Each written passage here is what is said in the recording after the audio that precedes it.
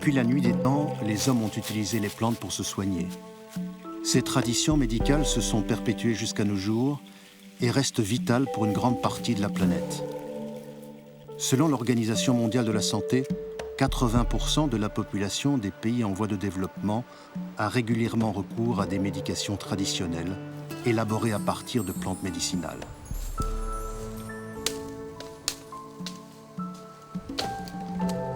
Dans les pays industriels riches, l'essor des médicaments issus de la chimie a fait perdre en grande partie l'usage de cette médecine millénaire. Et si les médicaments modernes ont permis de remporter d'incontestables victoires sur les grandes épidémies et bon nombre de maladies courantes, ils ont aussi entraîné une dépersonnalisation des traitements. Le public, désorienté par cette médecine de masse, revendique chaque jour davantage une approche plus humaine et plus personnalisée de sa santé. Sans doute faut-il voir là l'une des raisons fondamentales de l'engouement actuel pour les plantes médicinales.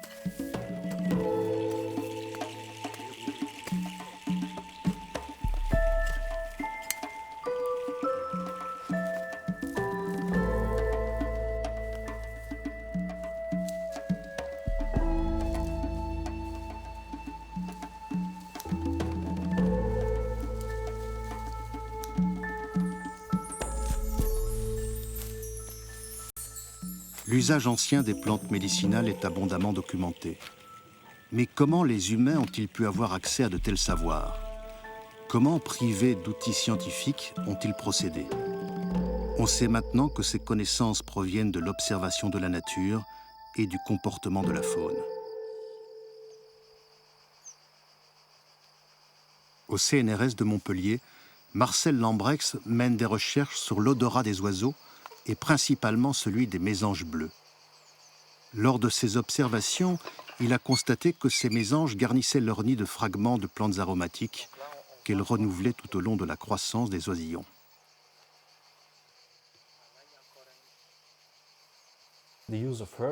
L'utilisation des herbes peut être placée dans un contexte de défense antiparasitaire ou d'une défense chimique contre des germes pathogènes ou des ectoparasites. Ce que nous avons trouvé, c'est qu'il y avait au moins 250 plantes disponibles dans l'environnement de ces oiseaux et que seulement 10 étaient utilisées par les mésanges. Donc apparemment, elles sélectionnent des espèces bien précises. Parmi les 10 plantes les plus utilisées par les mésanges, on trouve la lavande, l'achillée, l'hélicryse, la menthe, le thym. Elles utilisent donc les plantes aromatiques pour se préserver des maladies. Constat étonnant, ce sont ces mêmes plantes que l'homme utilise depuis longtemps pour combattre les infections, les parasites ou les bactéries. L'usage que les chimpanzés d'Afrique font des plantes médicinales illustre aussi ce que l'observation des animaux a pu enseigner aux humains. En Tanzanie, Michael Huffman et son guide suivent un animal malade atteint de vers intestinaux. Ils se dirigent vers une vernonia, une plante qu'habituellement les grands singes ne consomment pas. Le chimpanzé arrache les feuilles et l'écorce à la base de la tige, il mâche le cœur et aspire les sucs au goût amer. C'est extrêmement amer. Si vous mâchez juste le bout de ceci, son goût vous restera dans la bouche pour très longtemps. Au grand étonnement de Michael, 24 heures après l'ingestion de cette vernonia, le chimpanzé est rétabli. Son guide lui indique qu'il s'agit d'un remède traditionnel connu de tous les peuples d'Afrique. Michael s'interroge. Les chimpanzés ingèrent-ils délibérément cette vernonia à des fins thérapeutiques? Le lendemain, l'analyse des excréments du chimpanzé permet de vérifier que les vers ont effectivement disparu. Une constatation s'impose, les animaux savent comment se soigner.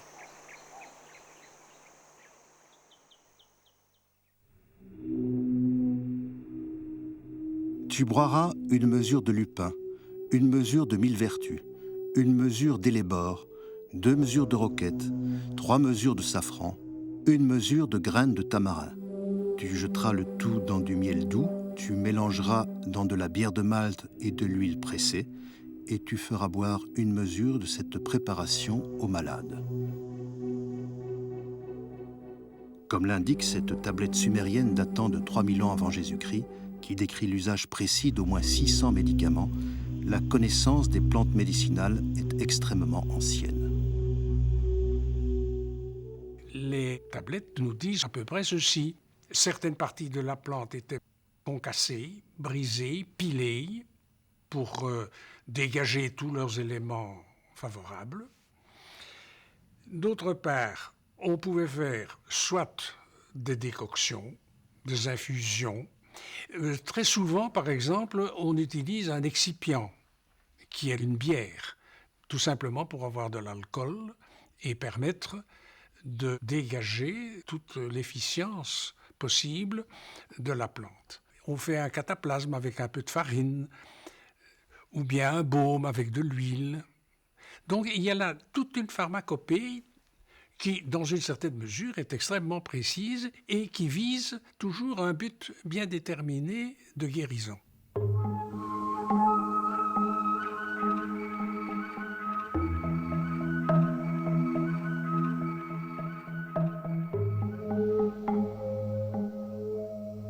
Le papyrus d'Ebers, écrit vers 1550 avant Jésus-Christ, fut trouvé dans une tombe égyptienne près de Luxor. Il répertorie sur 20 mètres de long 160 plantes médicinales ou préparations à base de plantes.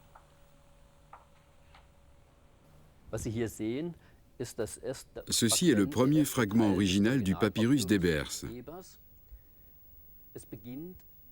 Ça commence avec des incantations que le médecin doit réciter. L'encre rouge indique les débuts de chapitre. On a également le rouge pour énumérer les quantités à utiliser pour les différents ingrédients. Nous avons plusieurs formules. Ça commence par un autre remède pour le ventre quand il est malade.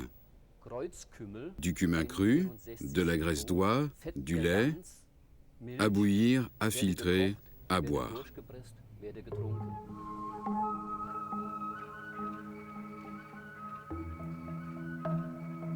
Le papyrus d'Ebers est une véritable encyclopédie de la médecine antique. Il est composé de 879 textes signalant les plantes utiles pour les maladies des yeux et de l'estomac, mais aussi donnant des recettes de beauté contre le blanchiment ou la perte des cheveux, contre les rides. Il y a même une potion contre la turbulence des enfants et un onguent pour la contraception. Les médecins égyptiens maîtrisaient alors l'art des drogues, usant de termes et de méthodes encore en usage de nos jours. Mais quel est le chemin parcouru par l'homme, jadis si proche de la nature, pour en arriver aujourd'hui à des médicaments totalement chimiques ? Pendant l'époque grecque et romaine, les savoirs des anciens circulent. Hippocrate, Dioscoride et Galien affinent les connaissances sur les plantes médicinales qui resteront en usage jusqu'à la Renaissance. La chute de l'Empire romain marque la fin de la circulation des idées. Mais à cette époque, l'influence des Arabes et de l'islam culmine. Leur pratique subtile de la distillation qui leur permet d'obtenir des substances pures dont ils tirent essence et élixir les a rendus maîtres dans l'art de guérir. Au XVe siècle, Léonard de Vinci, génial inventeur et infatigable chercheur, s'intéresse aux vertus curatives des plantes. Il perfectionne le principe de la distillation en améliorant le processus de condensation de la vapeur. Mais les connaissances sur les plantes médicinales restent largement empiriques. En fait, on ne comprend toujours pas pourquoi elles agissent. On se contente de constater leurs bienfaits et de s'étonner de ce que l'on appellera longtemps encore le secret des plantes.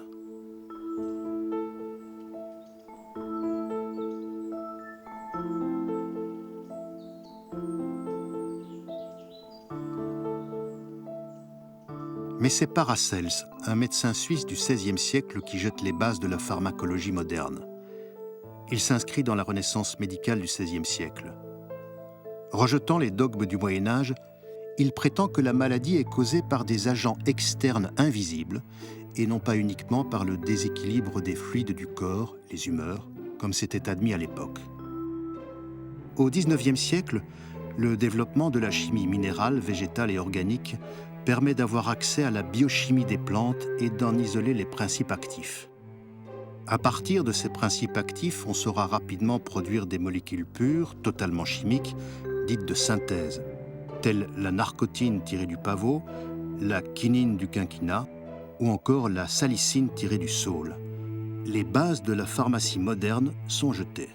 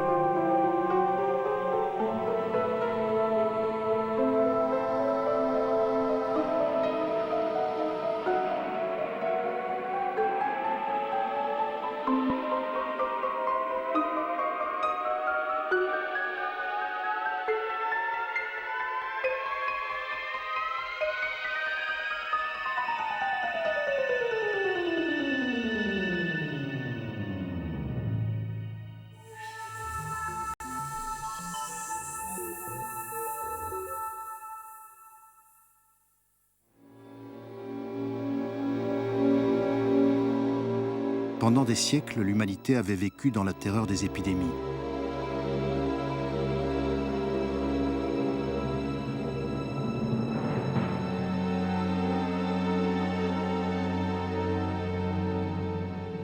Dans l'Europe du XIXe siècle, les thérapies disponibles restent largement impuissantes face aux grandes épidémies ou à des maladies aussi dévastatrices que la variole, la rage ou la tuberculose qui hantent encore les mémoires.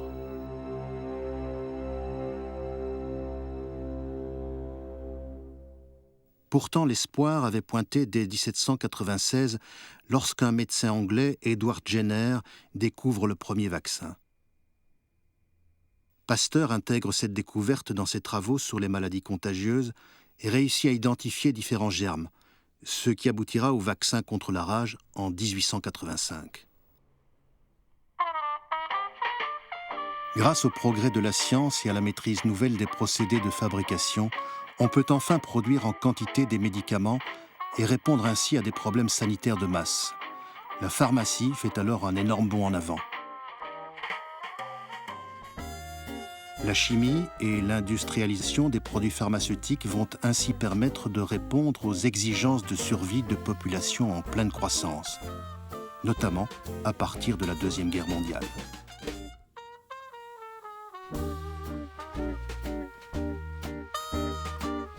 Rapidement, l'efficacité de la recherche et la capacité industrielle d'intervention massive vont donner naissance à un géant économique, l'industrie pharmaceutique.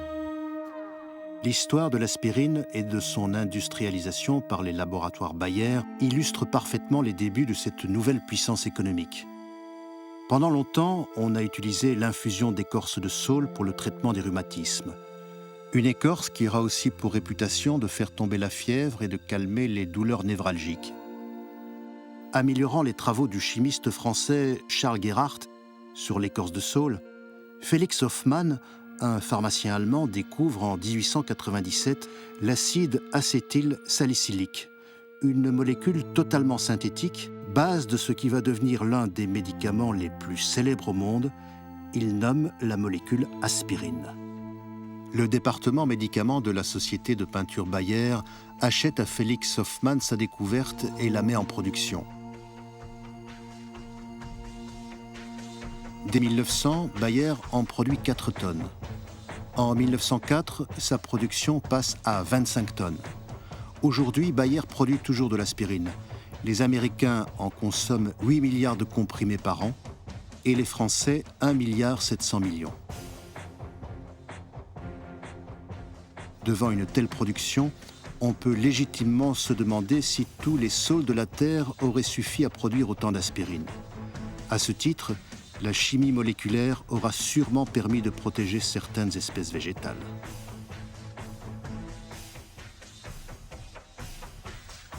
Dans un siècle qui croit résolument à la science et aux techniques, le public conquis admet sans réserve que les molécules de synthèse, dues au génie humain, sauront remplacer les molécules naturelles extraites des plantes.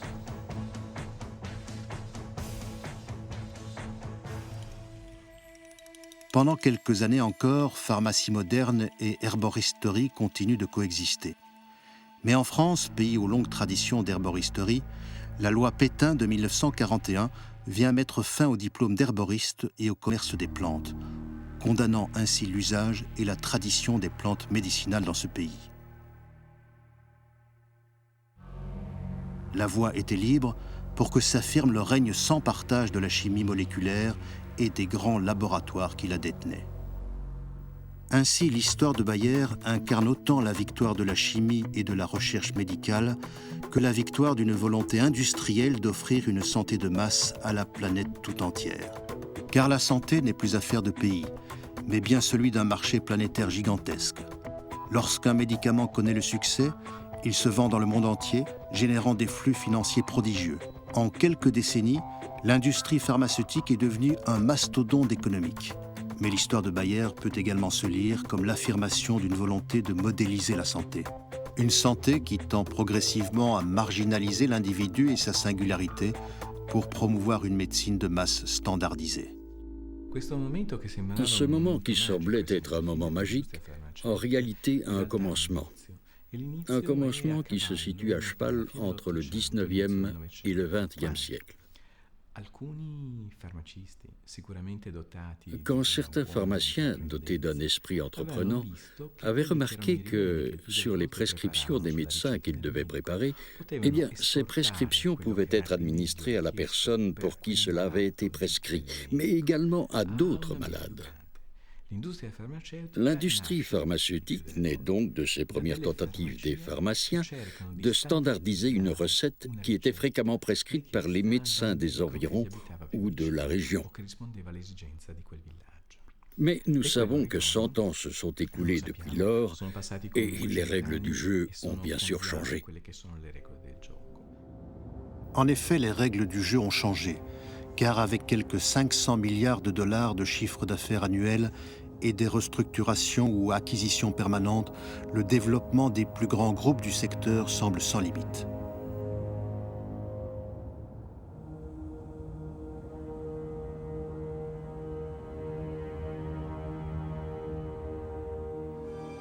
Indéniablement, les services rendus par l'industrie pharmaceutique restent remarquables.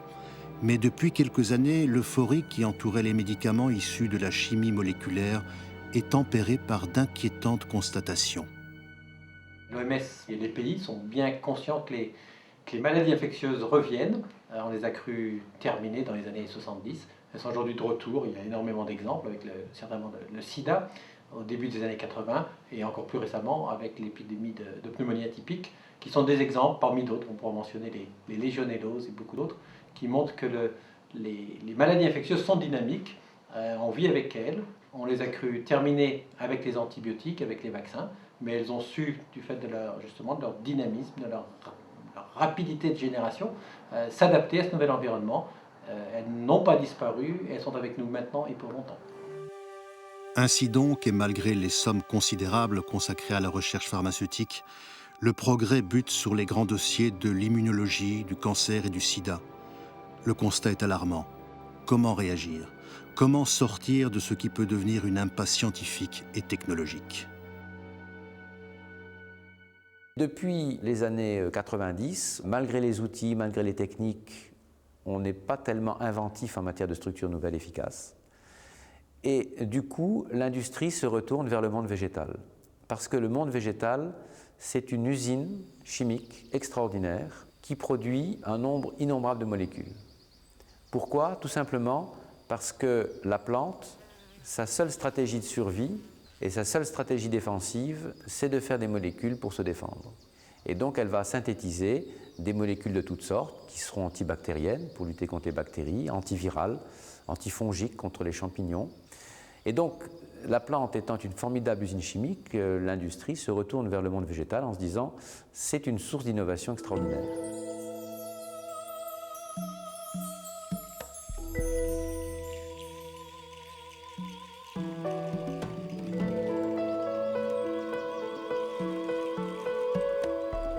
Le groupe pharmaceutique français Pierre Fabre illustre parfaitement cette nouvelle stratégie industrielle tournée vers la nature, source inépuisable d'inspiration et d'innovation.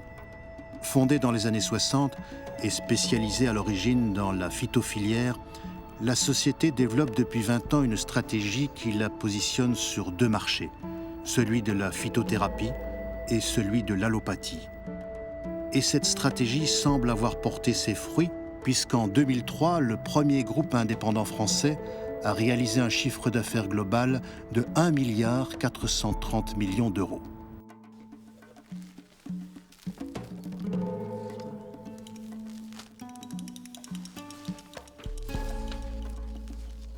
Notre approche est vraiment une approche botanique. On cherche à avoir un maximum de représentants d'un maximum d'espèces les plus diverses possibles. On ne sait pas ce que vont être les molécules de demain pour traiter les pathologies qui vont intéresser les gens demain. Donc il faut des choses différentes. Donc on a 8500 parties de plantes ici stockées. Je crois que ça doit être une collection unique en France, probablement unique en Europe. Donc on ne va pas essayer d'avoir les 270 000 plantes de la création, ce serait trop ambitieux, on n'y arrivera pas. Mais une collection d'à peu près 20 000 échantillons botaniques serait vraiment une très très belle collection qui nous permettrait de travailler. Là, il y a des choses intéressantes. Alors, il n'y a pas les noms, ça, on ne vous le dira pas ce que c'est. Mais vous voyez, si vous parcourez, il y en a un certain nombre, il y en a en bas, il y en a dans les étages derrière, il y en a un autre là-bas. Grosso modo, on a un échantillon sur 1000 ou un échantillon sur 2000 qui se révèle intéressant. La plante vient d'arriver ici. On peut estimer que dans 3 mois, les extraits seront faits, que dans 6 mois, on aura nos premiers résultats biologiques. Le matériel végétal, que ce soit des fleurs, des feuilles, de l'écorce ou des racines, est broyé jusqu'à l'obtention d'une poudre. Grâce à un système sophistiqué de percolation, un solvant est injecté par pression dans chacun des tubes d'acier contenant la poudre afin d'extraire les centaines de molécules logées dans les fibres de la plante. Plus on emploie de solvants différents, et plus grande sera la variété de molécules obtenues.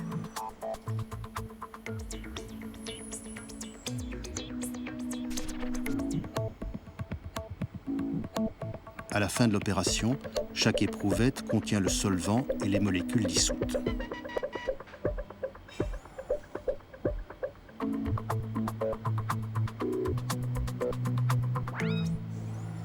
Alors voilà l'objet qu'on prépare à les chimistes. C'est une plaque à puits profond qui contient 96 fractions venant d'une douzaine de plantes. En l'occurrence, c'est des plantes. Quand il y a du vert, on peut dire que c'est de la feuille. Quand il y a du jaune pâle, c'est certainement des écorces, des troncs, des racines ou quelque chose. Donc cet objet, ce sont des solutions d'ensemble de molécules, va être passé sur ce fameux robot de criblage. À l'aide de ce robot de haute technologie, quelques centièmes de millilitres des extraits recueillis sont mis en contact avec des cibles qui peuvent être des germes, des microbes ou des parasites, ou bien encore des sites où l'on a mis en culture des cellules malades. Quand un extrait mis en contact avec une cible révèle une activité, il faut alors déterminer quelle est au sein de cet extrait la molécule responsable de l'action sur les cellules malades.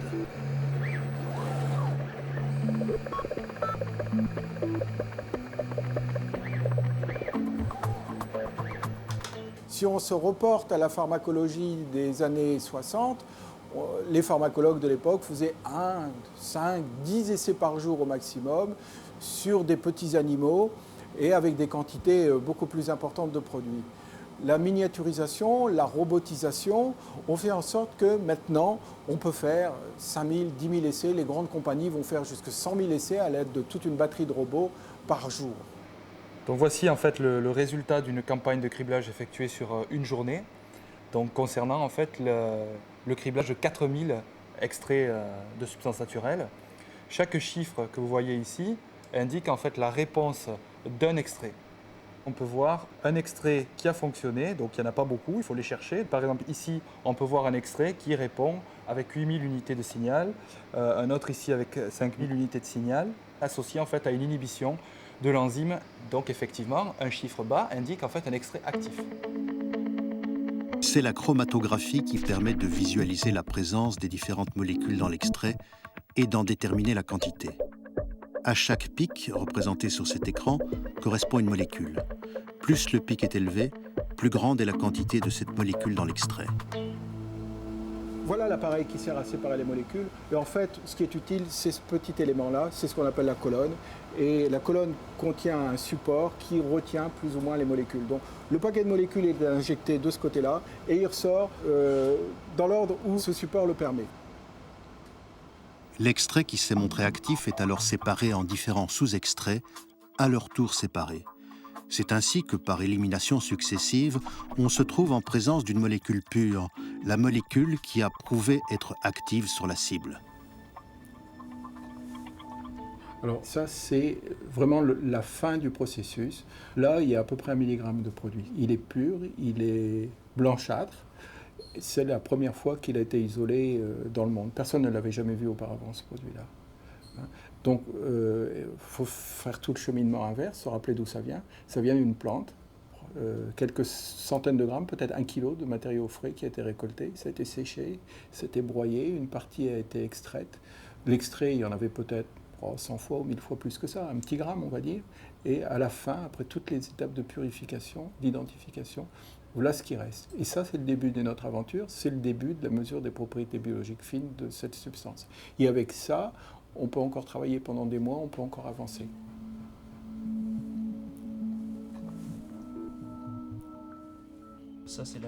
Une fois obtenu un produit pur, reste à déterminer la nature et la structure chimique en exposant un par un les atomes qui la composent.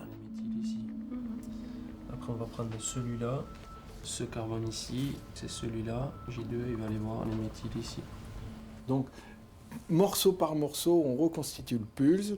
Et à la fin, on arrive à une structure. Bon, en voici une représentation tridimensionnelle sous forme de modèle. On aime bien regarder. À la fin, tout doit coller. Une fois que tout ceci est expliqué, on sait ce que c'est que la molécule. Donc là va commencer un travail d'aller-retour entre des chimistes qui vont prendre ça comme modèle et puis des biologistes qui vont regarder si on améliore ou pas la proposition.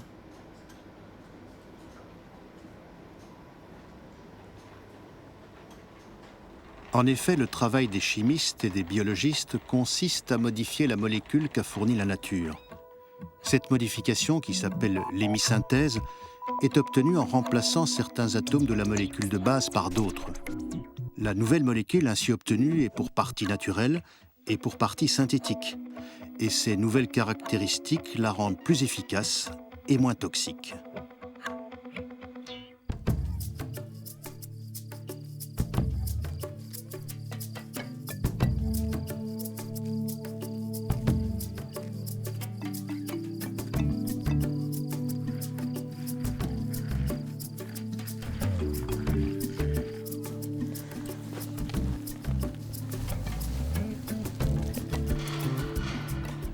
C'est grâce à de telles recherches longues, coûteuses et qui peuvent être aléatoires que les laboratoires Pierre Fabre ont su produire la navelbine.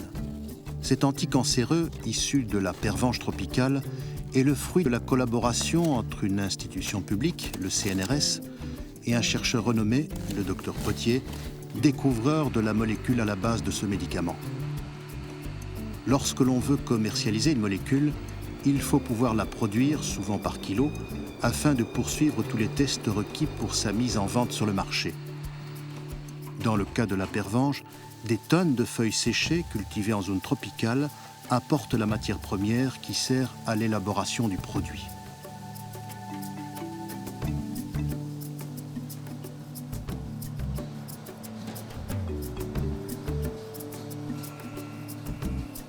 La méthode d'obtention de la molécule reproduit les processus employés au cours des recherches en laboratoire.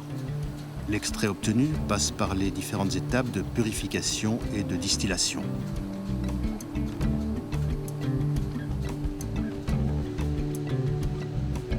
Par le système de la chromatographie, qui s'opère dans une immense colonne, on obtient deux substances qui, une fois réunies par un procédé chimique, donneront la base du médicament. Dans le cas de cet anticancéreux, 4 tonnes de feuilles sèches de pervenche sont nécessaires pour obtenir 1 kg de principe actif. Cette quantité de principe actif permettra de fabriquer 20 000 doses de produits injectables.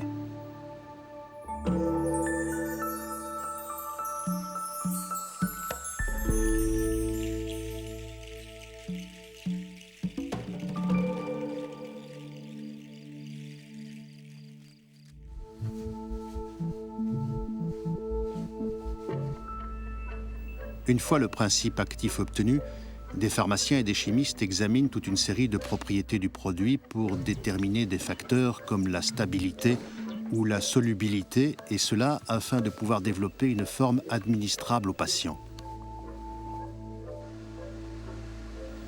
Dans le cas de ce médicament contre le cancer, la navelbine est injectée par voie intraveineuse.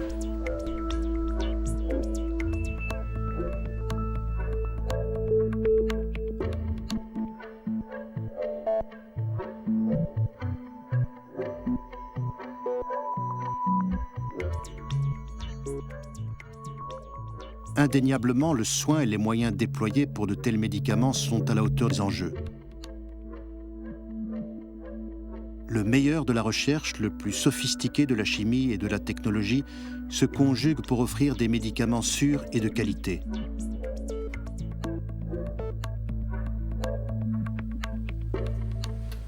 Mais sommes-nous sûrs de ne pas faire fausse route devant de tels investissements ? Il n'y a pas de limite à l'innovation de l'industrie, sauf des personnes ou des pays solvables capables de se l'offrir. Et c'est là que se pose le problème. Jusqu'où peut-on investir des capitaux colossaux si au bout de la chaîne, il n'y a pas le consommateur capable de se l'offrir? Le consommateur, c'est l'État d'un pays riche. Désormais, le nombre des pays riches pouvant s'offrir un nouveau médicament est très limité, et je pense que ce nombre va encore décroître, puisque dans un pays riche comme la France, par exemple, on en est à, je dirais, éviter les gaspillages. L'étape d'après, ce sera sélectionner les thérapeutiques. On ne pourra pas offrir à tout le monde le top des thérapeutiques.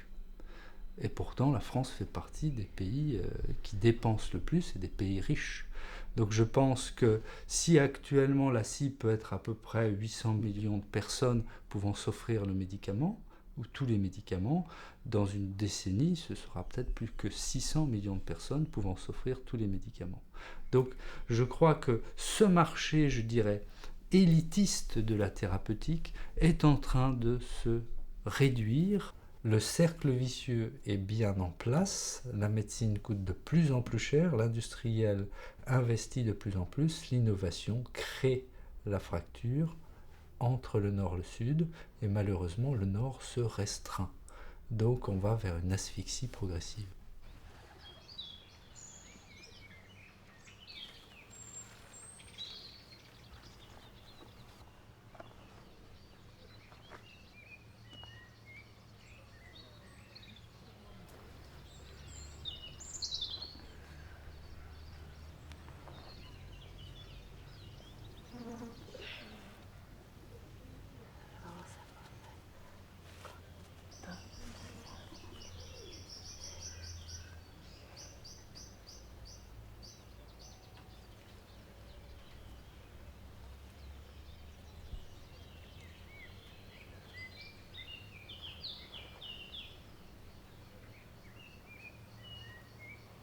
Fondés sur des principes éloignés de la pensée scientifique rationnelle, d'autres thérapeutiques envisagent le corps dans son intégralité, non seulement physique, mais aussi psychique, sociale, culturelle et souvent spirituelle.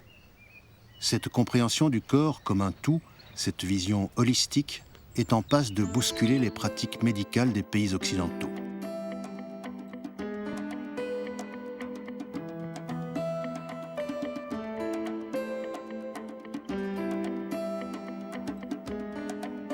En fait, ce désir de se soigner autrement est apparu dans les années 70, porté par une génération qui ne se contentait plus de sa propre culture. Parcourant la planète, ces voyageurs apportèrent un goût pour des savoirs et des pratiques qui semblaient contredire le tout médicament de leurs parents et valorisaient un nouveau regard sur le corps. On comprenait qu'il fallait mieux s'attaquer à la cause des maladies plutôt que de se contenter d'en traiter les symptômes.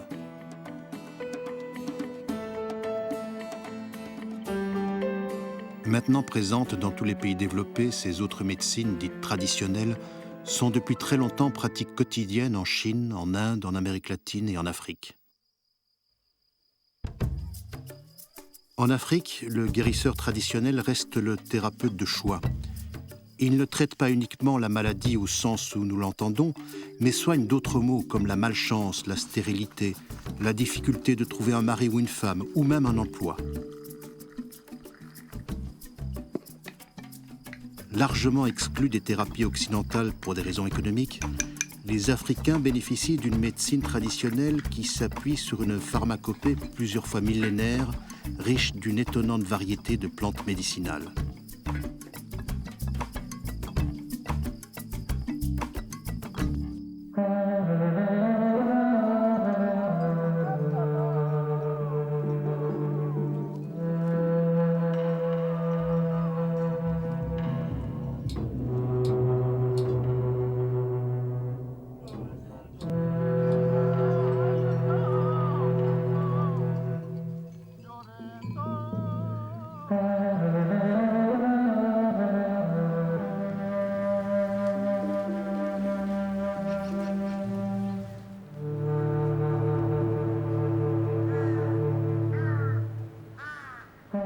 La médecine du Bhoutan est très proche de l'art de soigner tibétain.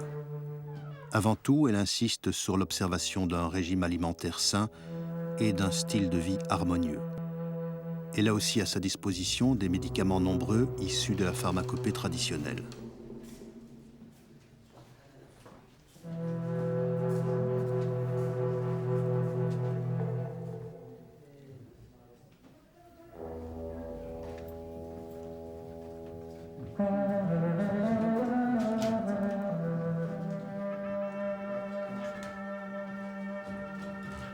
La variété climatique qu'offre ce petit royaume au pied de l'Himalaya permet à plus de 3000 plantes de pousser dans ce pays. Plus de 300 d'entre elles sont utilisées quotidiennement dans la pharmacopée locale. Cette pharmacopée est complexe, puisque les médicaments combinent une quantité variable de plantes, de minéraux et d'autres éléments naturels.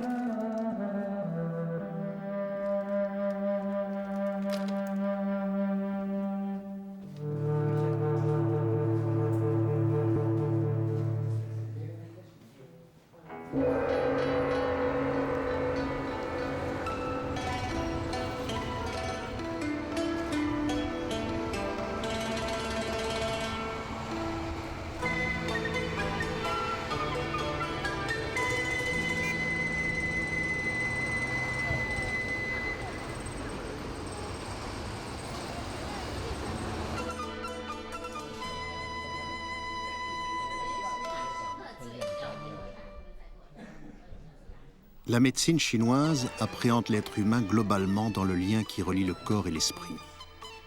L'équilibre et l'état de santé de chacun dépendent donc des relations qu'il noue avec tous ses environnements, qu'ils soient naturels, sociaux, professionnels, familiales et affectifs. Selon la médecine chinoise, la maladie n'est pas autre chose qu'une imperfection de cette harmonie. L'acte thérapeutique dans la médecine chinoise fait appel à plusieurs traitements possibles. L'acupuncture, le massage, le qigong, la diététique.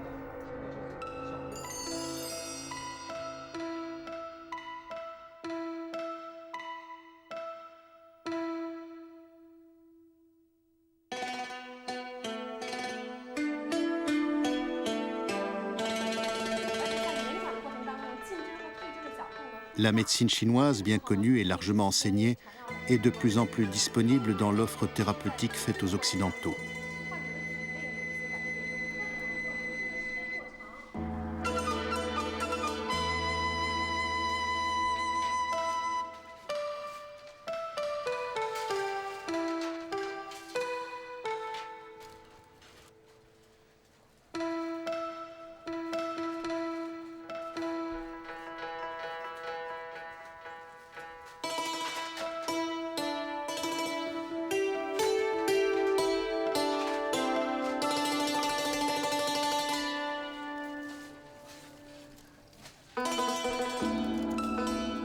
La pharmacopée est un maillon essentiel de la médecine chinoise. Elle fait partie intégrante du système de santé chinois. Elle date de 5000 ans et c'est l'une des plus riches au monde.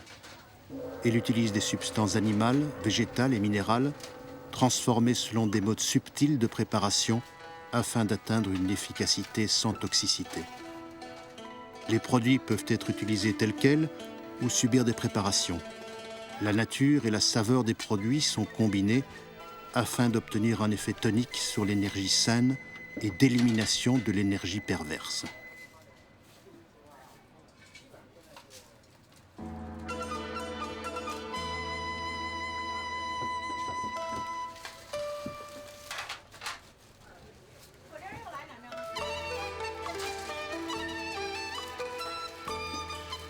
Les Chinois utilisent couramment 3000 plantes qui, mélangées entre elles, donnent une infinité de combinaisons possibles. Cette pharmacopée si complexe et si sophistiquée dans ses possibilités thérapeutiques est pourtant extrêmement simple dans sa fabrication. Elle est très peu coûteuse pour le consommateur et le système de sécurité sociale qui le supporte.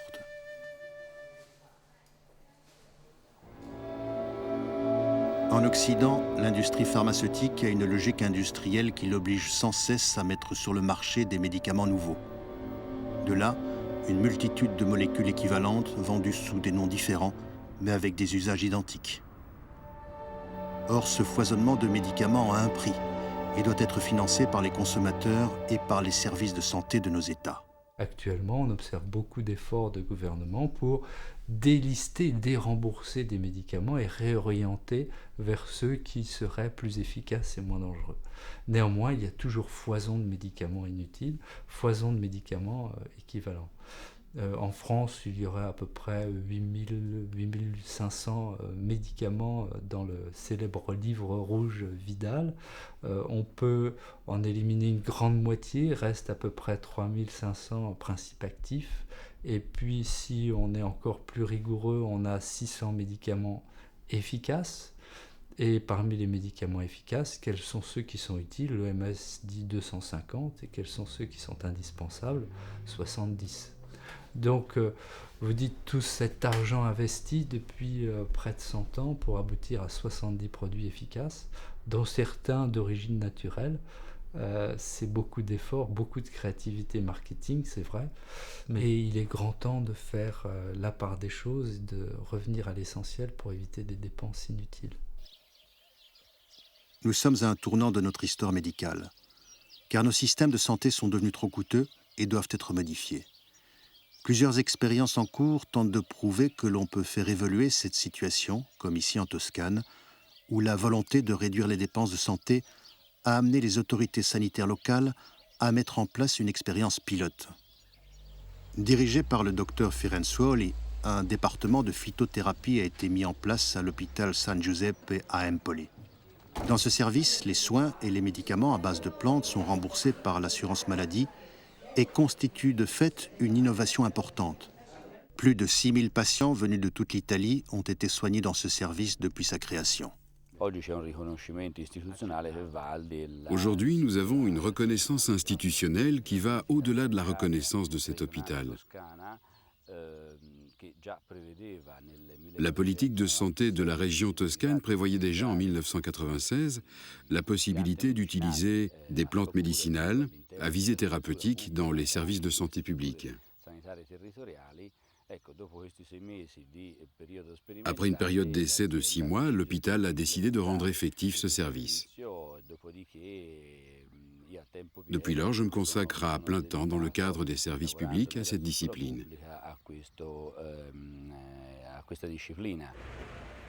En France, comme dans plusieurs autres pays européens, pour qu'un médicament puisse être prescrit par un médecin ou vendu en pharmacie, il doit nécessairement obtenir une autorisation de mise sur le marché.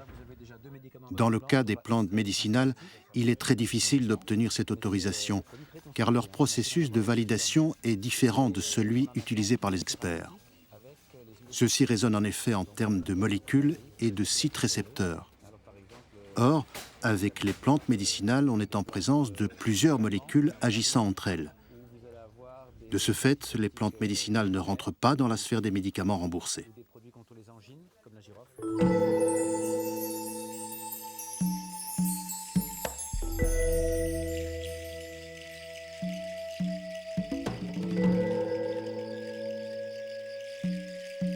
Malgré les réticences de l'industrie pharmaceutique, un premier pas dans cette direction a été fait quand les autorités communautaires ont permis aux plantes médicinales de bénéficier de la même législation que celle qui régit les produits alimentaires. Cette législation a favorisé l'émergence d'un nouveau concept, l'alicament, qui est un concentré alimentaire à vertu thérapeutique. Deux grandes industries, deux grands pôles s'opposent, l'industrie médicamenteuse et l'industrie alimentaire. Et l'industrie alimentaire s'est appropriée l'alicament. Et c'est très bien, je pense que c'est ça qui va sauver la nouvelle médecine, qui est une médecine de l'alimentation.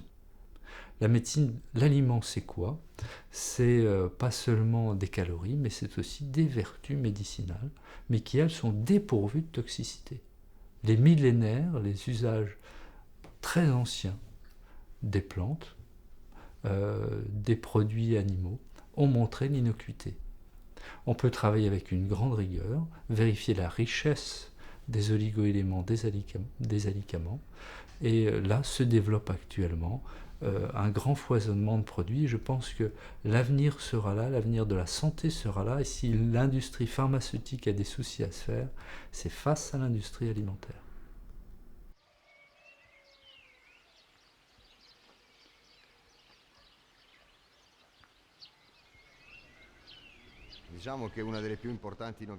La nouveauté la plus importante de ces derniers temps a été l'approbation au niveau européen de la directive concernant les compléments alimentaires, les vitamines et les minéraux. L'importance pour le secteur des plantes, c'est que dans cette directive, on parle aussi des plantes médicinales.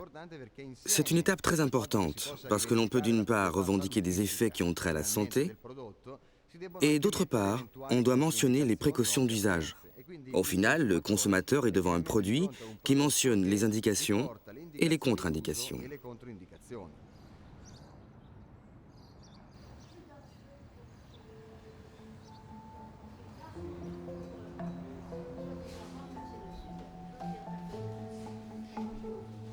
La législation européenne vient de faire un grand pas. Certains y verront la pression grandissante d'un public prêt à se soigner différemment, d'autres le fruit du travail de longue haleine de certains pionniers, d'autres enfin y verront la marque du bon sens face à des coûts de santé qui ne cessent de déraper.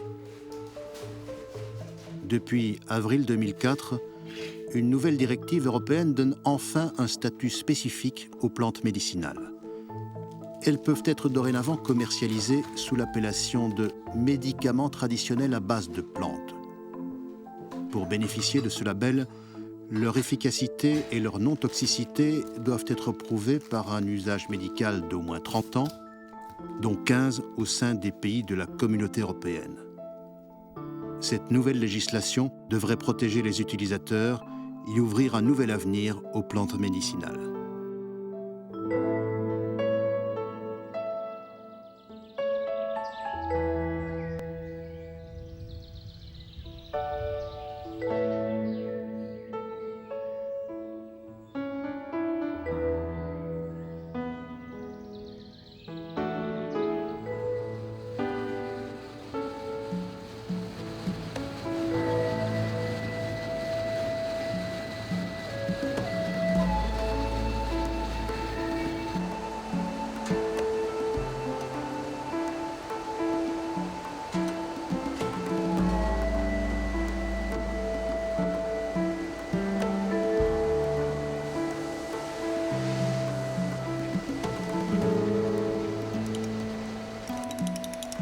Nous avions oublié la place des plantes médicinales dans notre santé. Les inquiétudes entourant l'offre thérapeutique actuelle et une demande accrue de traitements personnalisés, la réussite évidente de traitements non conventionnels et une envolée des coûts de santé ouvrent toute grande la porte à d'autres manières de se soigner, à d'autres traitements. À ce titre, le rôle des plantes médicinales ne peut que se renforcer. Actuellement, le marché concernant les plantes médicinales s'élève à 60 milliards de dollars par an. Mais les estimations les plus folles circulent sur la valeur des remèdes qui restent à découvrir. 100, 400 millions de dollars, un énorme marché est en train de voir le jour. On l'aura compris, cette évolution probable de l'art de soigner va créer une véritable ruée vers les plantes médicinales. Une ruée vers l'or vert.